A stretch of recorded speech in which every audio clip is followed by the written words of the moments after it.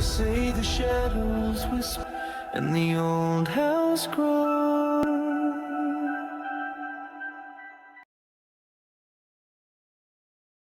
The files they bury in the abyss. Some secrets are kept in the dark because they are shameful. Others are kept in the dark because they are dangerous. The Epstein files fall in both categories. That is why Jeffrey Epstein was ordered killed by the CIA and the deep state. The elites wanted him dead because they were compromised.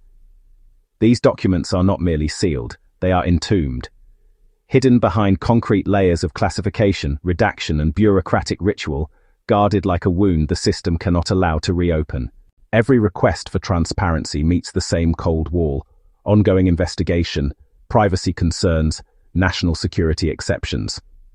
All of them true, none of them the whole truth, because underneath the official explanations lies something far more unsettling.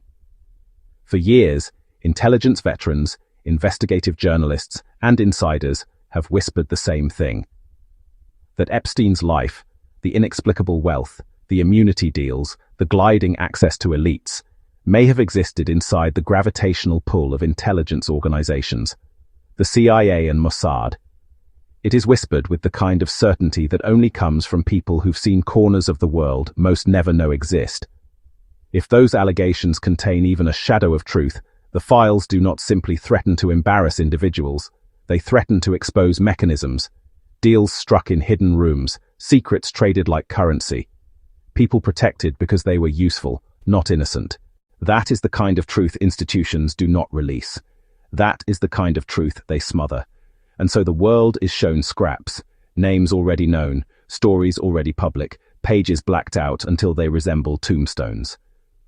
Meanwhile, the real records, the uncut testimony, the intelligence reports, the networks of contacts, remain sealed under a weight colder than stone, because if the files were opened fully, they might reveal how deeply the rot spread.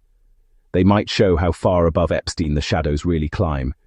They might force governments to admit they failed to stop a predator, not because they were blind, but because they were watching him for a different reason. That is why the files stay in the abyss, not because disclosure is impossible, but because the truth in its raw form may be radioactive. And yet, the pressure grows. Survivors do not forget. Whistleblowers do not stay silent forever. Documents leak, networks fracture. History has a way of cracking open the vaults built to contain it. Someday the seal will break, not because the system allows it, but because the weight of hidden truth eventually collapses under its own gravity. And when it happens, the world will not just learn what Epstein did. It will learn what was allowed, what was ignored, and what was protected. The question is not whether the truth is dark. The question is whether the world is prepared for how deep that darkness goes.